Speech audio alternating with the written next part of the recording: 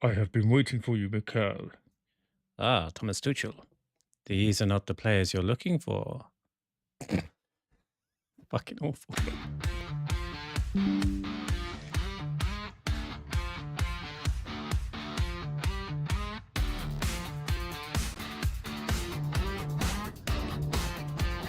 Good morning, good morning, good morning, good morning, good morning, good morning, good morning, good morning, good morning, morning, good morning, good morning, good morning, good morning, everyone. Good morning. Welcome to another edition of the Big Arsenal Breakfast Show. It is Tuesday, the 24th of March. And boy, does the rumbling on. Okay, so look, let's get into it a little bit later. But first and foremost, I'm Edwin Ash. I am your host on this third week anniversary of the brand new Big Arsenal Breakfast Show. And once again, as ever, thank you for joining us. We really appreciate it. Thank you to all of you that have gotten involved, your comments, which we're going to read out on the air later, as we do every day. Thank you for your emails. Thank you for your subscriptions. Thank you for your likes. Thank you for everything. Speaking of likes and subscriptions, go on.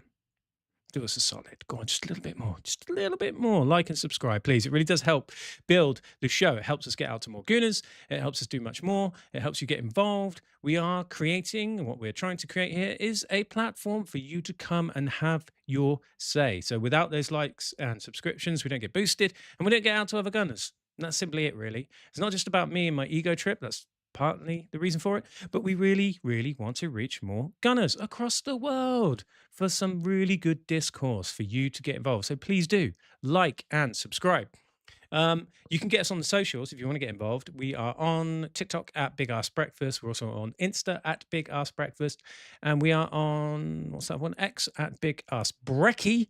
And we're on B Sky, Blue Sky at Big Arse Breakfast B Sky social. You can also email us, show at thebigarsenalbreakfast.com. We'll be there, waiting for your call, email even. And yeah, come get involved. Spread the love, spread it around, man. On today's show, we will be talking a little bit more about the League Cup final fallout. Only a little bit, mine, because I think we've kind of, we've done a lot on that. We've hurt, we've done our smarting, we've done our hurting. It's time to move on. But mostly, we'll be looking at mastering the dark arts. So my terrible impression of Obi-Wan Kenobi and Darth Vader at the beginning there was on the theme of mastering the dark arts. Huh? Eddie, you clever old sausage. And then also we're going to have a look at how we can fix the attack. Again, want to hear from you about that. It's pretty obvious. Our attack is flatter than things that I can't say on television. So it's flatter than a ironing board with a block of flats on it. It's really flat, isn't it? It's not going so well. And I just want to know what your opinions are on how we solve that. How do we solve our flaccid attack? How do we give it some oomph? How do we get some Viagra into our flaccid attack? I want to know. I want to hear from you. Again, all the socials down here. Get in the chat. If you're watching live, get in the chat. Tell us what's going on. What is going on? How do we fix that attack? And so on and so forth. So, on with the show, starting with some Dark Hearts news. Dark Hearts news. Now, I said this the other week on the show. Is it about time we started having our players pulling sickies ahead of internationals? Well, it looks like Mikel Arteta listened to me. He listened to the show. He said, Eddie, that's a bloody genius idea. Why didn't I think of that? And lo and behold, a lot of players have suddenly started pulling out of international breaks. Now, on that list, according to reports, 6 players are not going. A few of those we already know about. I think the most surprising ones are Gabriel, Big Gabby. He's supposedly got a knee issue following the cup final. Saliba has withdrawn from the France squad. Erdegaard we kind of knew about. That was the sort of pre-planned, I guess. He's staying back to manage his fitness. Trossard has been ruled out of international action. I don't know what with. Jurien Timber, we sort of had a suspicion about that, I guess. Excuse me. And also Eberechi Eze has withdrawn with a calf injury. Now, of all the players that I think are worrying or legit, I'm not suggesting for a moment that they're all feigning injury, but of all the players that I'm most concerned about, I would say Eze is the one to be concerned about, isn't it? Because all of a sudden, midweek, he was doing presses for the League Cup final. He's on Sky. He's like, yeah, really excited. Everything's great. And then hours before we hear he's not playing. Now, that could have been, they could have known about this. Arteta could have known about this. You know, he is almost a master of dark arts and obfuscation. Um, have I said that right? I'm not sure I ever say that word right. Anyway, he's the master of like misprision. And it's possible that they knew about his injury. There's lots of conflicting reports about the Eze thing. It's either what he did against Leverkusen or it's something he picked up in training. On the flip side of that, it's going to be weeks out. And on the other side of that, it's no, he's going to be fine for FA Cup. Watch this space. But the summary of that situation really is Gabby and Saliba Trossard became unavailable pretty much after the Carabao Cup final. Yes. And it started this kind of dark art series of like Arteta is taking a sort of old school leaf out of the, well, not so old school Pep Guardiola, but a leaf out of the Alex Ferguson book, making sure that they're effectively getting a rest ahead of our charge towards a title, potential FA Cup, and hopefully Champions League. I'm not saying we're going to win all three, but at least one of them that doesn't start with FA Cup would be nice. I also think that Big Gabby, look, we know this about the Brazilians, and look, a lot of players that go away for internationals, they love it. They absolutely love it, and you can understand why. They live in a foreign country for a lot of time. They're very proud of where they come from, of course. For some countries, to play for your country means a lot more than anything that you could do with your club. I know we have a slightly varying degree of attitude here in the UK towards that. I don't necessarily disagree with that. There's part of me that would like to see England win a World Cup over. No, that's not true. That's not true. I tried. I tried to lie. I do want to see England win a World Cup, of course, but ultimately, I'm Arsenal through and through. But some of those players, like Gabriel Jesus, talks about it all the time. The Brazilians are very, very proud to play for their country, and they really want to win for their country. Hence, when Gabby went away for the last international break, he played in a friendly. He got injured, and it was a complete disaster. This time, I think he's learned his lesson. This time, I really think he's learned his lesson. So he's staying. He is staying. Saliba, it's France, it's only around the corner. Yeah, you kind of get it. But yeah, my question to you is that the ultimate dark arts maneuver? I think it is. It's not just on the pitch, it's off the pitch. You tell your players, you're not going away, son. You're not going away for a meaningless friendly. We got shit to win. We got stuff to do. You fake that knee injury. You fake that soggy elbow. Yeah, you're staying here. So yeah, I think that's smart. Master those dark arts. Now, conversely, Ben White's been called up to the England squad. Yay! Actually, yes, I say yes. So Ben White has been called up to the England squad. Now, I love this, and I'm going to tell you why. That finger. How have I edited that finger? Look at that. I get him to pick my nose. Oh yeah. But yeah. That's weird. If you're listening on the podcast, I've got a display of Ben White finger pointing, and I've overlaid it on top of the camera, and it looks like I can get him to just poke me in the eye. Oh. So yeah, Ben White is back with England, and I say yes. I'm glad because it ended so unceremoniously with Southgate, and I'm going to talk about that in a second. But basically, it's his first return to the England squad in years, following that Steve Holland bust up with Gareth Southgate. Now, the fallout between White and Steve Holland, if you don't know about this, right? If you're not around the England camp, if you don't know why he left, it was reported that effectively Steve Holland dug him out in a training session or afterwards in the boot room somewhere and basically had a go at him because Steve Holland had seen an interview where Ben White had said he doesn't watch football in his spare time, right? And Steve Holland, for some reason, took exception to that and basically said, you're not doing your work. You don't even watch football. You're not serious enough about this, and bollocked him in front of the other players. And I think Ben White was well within his rights to say, "Fuck you, I'm going out of it." And I really admired it. I really, really admired it. It wasn't just my Arsenal bias. I just thought, what the fuck is Steve Holland doing there? And to me, it felt like it was evident that he went above, he had ideas above his station because later on, Gareth Southgate then went and effectively said, "The door is open to Ben. We've invited him back. He's welcome to come back." I mean, this is when Ben White was in top form. This is when he was at his peak. And we hope he gets there again. We'll come to that in a moment. But he was in top form at this time. And basically, Steve Holland dropped a bollock. Basically, thought he was Charlie Big Bananas, bollocked Ben White because he'd heard an interview where Ben White said he doesn't watch football in his spare time, which he is within his rights to do, right? I'm not sure I actually believe it. I reckon he does watch a little bit of football in his spare time. But he was basically saying, football outside of football, not interested. I've got a life to lead. Fair enough. You don't have to watch everything. That's fine. You might want a break. It's, watching football for a footballer might just be a busman's holiday for all we know. So he doesn't said he didn't watch it. Steve on, oh no, no, no, no. I'm gonna manage this guy and fucked it up. So he left. He left for personal reasons. Southgate went back and said the door's open. Ben White said, no, I'm not coming back until management has changed. And you know what? The management has changed. And Tuchel's looked at him, Thomas Tuchel's looked at him and gone, yes, have a look at you. Let's have a look at you. Now, why do I think this is a good thing? I think this is a good thing because bearing in mind that there is England have got some right back problems at the moment. Trent Alexander has been snubbed. I'm going to speak about that a little bit later. Only a little bit. He's been snubbed for whatever reason. Tuchel doesn't trust him. All right. Reece James is out injured, and thus twas ever thus. Kwanzaa, I'm not even sure where he really plays, but he's not available. Carl Walker and Kieran Trippier have retired from international duty. And I think they're desperate, slightly that. Ben White's coming back into fitness. I think in this instance, it's actually good for Ben White to have some more minutes.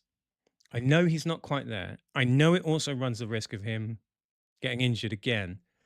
But I can't help but feel he needs to play into a rhythm that really helps us in this run-in. And if he gets a certain amount of minutes with England during this break, not all of them, certain amount of minutes, and he can up that level a little bit, up that fitness, get into that rhythm a little bit more, I think he'll really do well off the back of it. Because right now he's come in for Timber and Mosquera when all he's really doing is training. It's not match practice. And God willing, stays fit, I think this benefits Arsenal. I really do. And also, Ben White, from his own personal perspective, many years ago when he first got called up for England, he did an interview about it. He was so in love with the idea. He was so proud. His parents were proud. Everyone was happy. This narrative that goes around, which yesterday was being perpetuated again by Simon Jordan's like, oh, I don't think he deserves a call up. You can't want it that much. You never say no to your country. Yeah, you fucking do say no to your country if someone's acting like a twat in front of you. If Steve Holland's balling you out for something that you do in your personal life, which is to not watch football, then yeah, he has the right to say, I'm going home. No, thank you. I'm going home. So yeah, he's back. I support it. Go Ben White. Show him what you're made of. Right. 1 second, please. You know, the thing about doing a show at 7 o'clock in the morning is I don't have a lot of frog in my throat. A lot of frogs in my throat. Whatever. So, how do we fix this attack? How do we fix this attack? Look, Saka is struggling, right?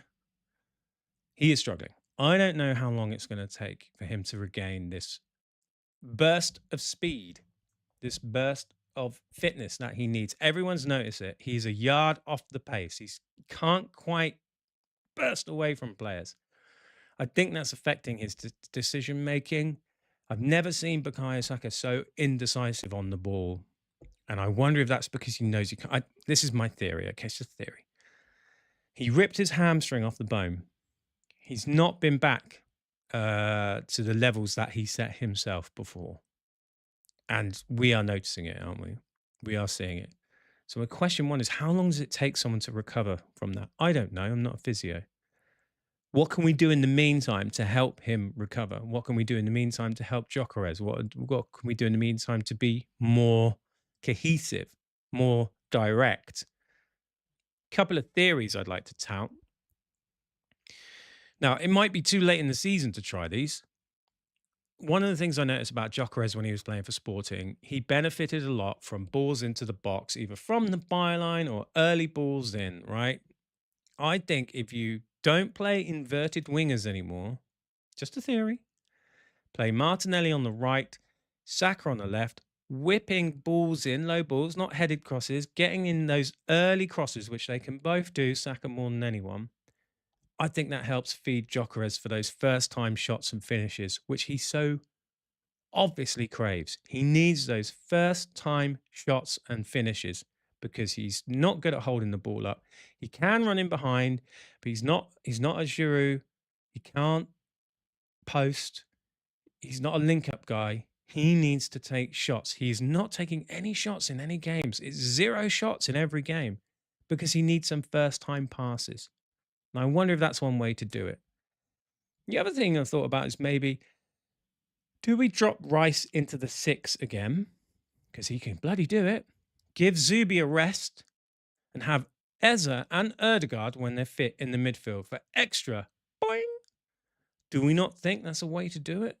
More in the midfield? Eze, Erdegaard, Rice is the 6, technicians ahead of him. I'd love to see that. I'd love to see that. I know Arteta might be thinking, leaves us a little bit open. Erdegaard's got the legs. Erdegaard's not bad at winning duels. He's not terrible at it. He gets amongst them. He presses incredibly well. So maybe he sits a tiny bit deeper than Eze. And then the last thing was the Havertz-Jock combination. It didn't really work so well in the League Cup final. But again, I put that down to Havertz not being really fit and also our midfield being massively changed. So, or at least him playing sort of 10 role. It looked more like a 4-4-2 at the time, didn't it? It looked like a 4-4-2 and it looked like we couldn't win those balls in the midfield. And we were going long to Havertz. It wasn't sticking. I spoke about this yesterday. I still think that pairing can potentially work, but it depends who's playing in the midfield with them. But again, we want to hear from you. We want to know what you think. Get in touch. You know where to do it. Okay, let's move on to your big ass opinions. Apart from the 2 penalties you gave away. Shesh will never leave the house. You're gonna for life, mate. Way too dry.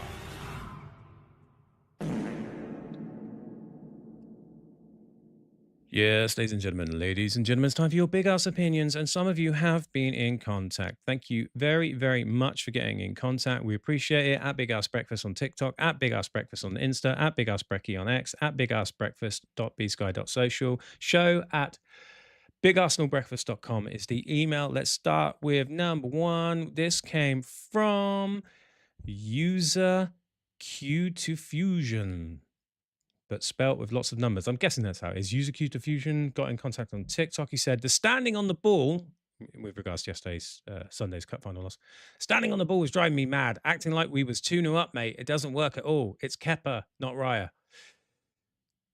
Yeah, I mean, look, it drives us all fucking mad, doesn't it? Drives us all mad. Drives us absolutely crazy. But it does work when it's Raya from time to time. I don't like to see it. I like to see us get moving. I like to see us get moving. And I think the reason why we don't get moving and don't start playing quicker balls is because we're trying to move players out of place rather than take them on.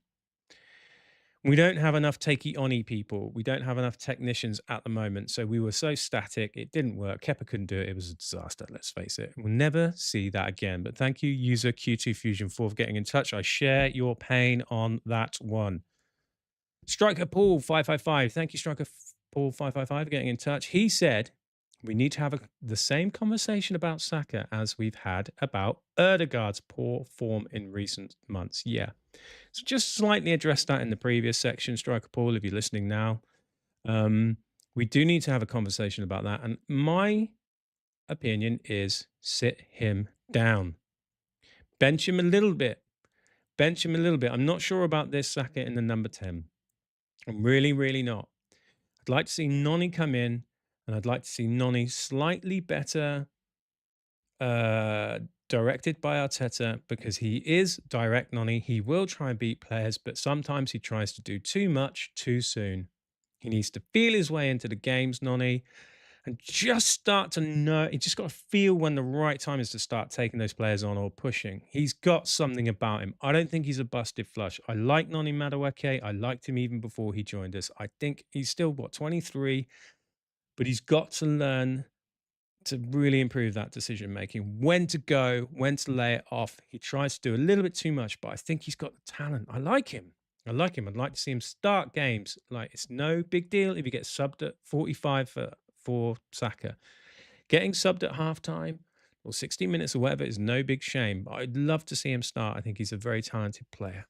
Thank you, Striker Paul 555. Ademola X. Ademola X. Savior of the universe. He was on Twitter last night and he said, Arteta didn't pick Kepa because of tactics. He picked him because of principle. Every player in that dressing room was watching, not the game, him, watching to see what kind of man their manager is when the stakes are highest. That's the part people miss about Arteta. Trophies don't build trust. Moments do. The small ones, the ones nobody tweets about. Pep builds machines. Arteta builds men. And that's exactly why when Arsenal finally win this league, it won't just feel like a trophy. It will feel like it meant something. Amen. Ademola. We are different. We are different. We are principled. We don't just build machines. We do build men. We build culture. And I know that everyone will come at me when I say this again. I still don't have a problem with Kepa being picked yesterday, if that's what he was assured. If that's what he was assured when he came to join this club, no problem picking him. It's the League Cup. Would we want a quadruple? Oh, yeah, sure, fine. Fine. Yeah, absolutely. I might want a date with Dua Lipa. But come on, let's be realistic. He got us there, kind of. He didn't do much to get us there, but he did get us there. He saved the pen. If that was Arteta's word, then good for him. I don't give a fuck that we lost the cup final yesterday. I give a fuck that the performance was so shit. Across the board. Kepa was not the only reason we lost that cup final, right? We created nothing. We didn't get out. We didn't solve a problem that Man City presented us with. It is on the whole team and the manager, okay? Yeah, Kepa dropped a bollock. That was just the start of it. There was plenty of time left in that game to turn it around. There was plenty of time in that game to not let that happen to begin with. Players were all out of position for that first goal. Before Kepa even dropped it, players weren't tracking. So I know I'm going to get stick for this. I don't have a problem with us starting Kepa yesterday. I still don't. Would have been nice if Rice started and we won. Of course, I accept that. Other opinions may vary. Ademola, that's a great take. I appreciate that. What do we got next? Yeah, okay, we'll come to that in a minute. So, on the news that Ben White has been selected for England, of course, the Telegraph cannot let that slide without creating some rage bait. Now, Jason Butthurt at the Telegraph wanted to write a piece about how he's surprised that Trent Alexander-Arnold hadn't been picked. It's obvious, right? If you click on the link, it's behind a paywall, the whole thing, so you won't get a chance to read it. Oh, no. If you click on the link, which I did so you don't have to, it actually says, not wanting to represent your country for so long and then coming back surely deserves an explanation. And then, actually, underneath, it says, where is it? Oh, I might have lost it. It basically says, and the next tagline after that, I've got it here somewhere now, I can't find it, apologies.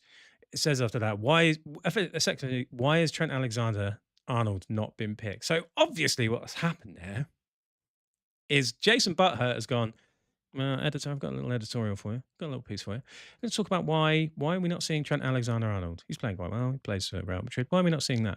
And the editor's gone, yeah, but how do we slag off the Arsenal? Right? How do we slag off the Arsenal and get some clicks? Right? So that's obvious what's happened. And as you can see in the image, Ben White over Trent Alexander-Arnold does not sit right. How about just Trent Alexander-Arnold not being there? Doesn't have anything to do with Ben White over him. For whatever reason, Tuchel's not picking him. He's picked Ben White. Get behind the players that he has picked, you fucking bellhop. But they can't help it. They cannot help it. If you need clicks and views, slag off the Arsenal. I swear to God, man. If you're a failing artist with a new album coming out, slag off the Arsenal. Arteta's a Brick, the new album from Katy Perry. If you're a restaurant that's not selling much food at the moment, just slag off the Arsenal.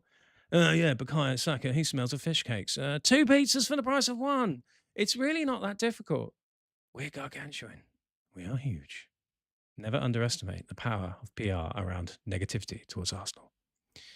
And then lastly, on the Big Arse Opinions, Austin at ASTN DBH tweeted yesterday, if you saw Walcott's run for Adebayor to put us through to the UCL semis, then to concede 1 minute later, yesterday was nothing. He's referring to all the painful things that we've seen over the years. One of the painful things we've seen over the years.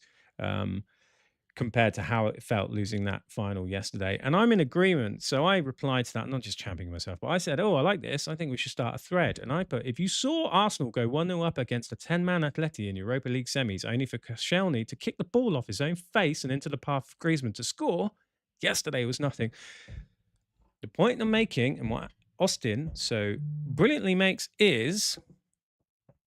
Sorry, my phone was going off. The point that he makes is we have seen far worse moments for Arsenal than that. Far worse moments for Arsenal than that. It's been horrendous over the years. I don't even want to bring them up. Maybe we should. I might do an episode at some point, probably during the World Cup, and there's not much going on. I think we should have a look at the banter years for Arsenal. We should look at the banter years because we had some fucking awful moments. That cup loss to Birmingham. Someone else mentioned the Birmingham thing yesterday. Forgive me, my friend. You brought up a tweet saying we lost in 2008 to Birmingham, conceding last minute, Eduardo leg break. Getting pumped 6-0 at Chelsea on Arteta's 1,000th game. I mean, losing. I remember we lost or drew at home to Swansea when we were in a title run. It's just like endless. The banter era for Arsenal was horrific. Almost as bad as Man United's current one. So these things we have to remember where we are. Look, I know all of this depends on us winning the league. Let's face it, it's the league. It's not the FA Cup, it's the league. And for some people, it's the league over Champions League. I understand that as well. So if that comes to nothing, then fuck me, we're gonna be in trouble. But we're on the precipice of doing something amazing, and you have to remind ourselves where we were before Arteta came along. I said this to all of my friends that mock me about Arteta having not won a trophy, a big one, in 6 years. So all of my friends, I keep saying to them, you have no idea where we thought we were. I thought Arsenal were going to turn into Everton. No disrespect, Everton. A once big club that had won things that are just perpetually stuck in complete mediocrity. Perpetually stuck in mediocrity. A big club stuck in mediocrity. I thought that was Arsenal for the rest of my living days. And then Arteta and the board found a way to take us back to being competitive. You want me to sack him? Not right now. No way. I thought we were going to be shit and doomed forever. Scene. Okay. Instant karma take of the day, and then we're out of it. Instant karma take of the day. Yes, ladies and gentlemen, so the instant karma take of the day comes from Fellow, Felloh, at NGUGHII, and Googie. He says, Arsenal getting more attention than Man City, who won the trophy. When you're big, you're big. That's right, baby. That's right, baby. We are bigger than a pair of Vangelis Marinakis' keckers, man. We are big. Don't forget that. That's why we're getting the shit. Remember that when you go off your day on Tuesday. And that's it for today, ladies and gentlemen. That's your roundup. We'll be back tomorrow with some more interesting stuff about the Arsenal. Whatever breaks, we'll bring it to you in the morning. Whatever people are saying online, we'll bring it to you. But also, do get in the comments. This show is for you guys. At Big Arse Breakfast on TikTok. At Big Arse Breakfast on Insta. At Big Arse Brekkie on X and Blue Sky. You can find us there. Yeah, come on, man. Also, don't forget we have the podcast. If you've just caught like 5 minutes, if you're walking around, you know, your bathroom or whatever, how big is your bathroom if you're walking around it? But if you are and you're brushing teeth, you're like, oh, I can't really answer. Catch it later. The podcast is going to be up in about 20 minutes. So get that on your daily commute, in your ears when you're at work, when you can't be bothered to listen to your colleagues going, hey, can we set up a Teams meeting? Fuck that. I'm listening to the Big Arsenal Breakfast Show. You hear me? So yeah. Keep getting involved. We're here for you every morning. We will be back tomorrow, 7 a.m. Whatever you do, we will be back tomorrow covering the news, the reviews, the occasional booze. Get involved. Get your arse in gear. Have a wonderful day.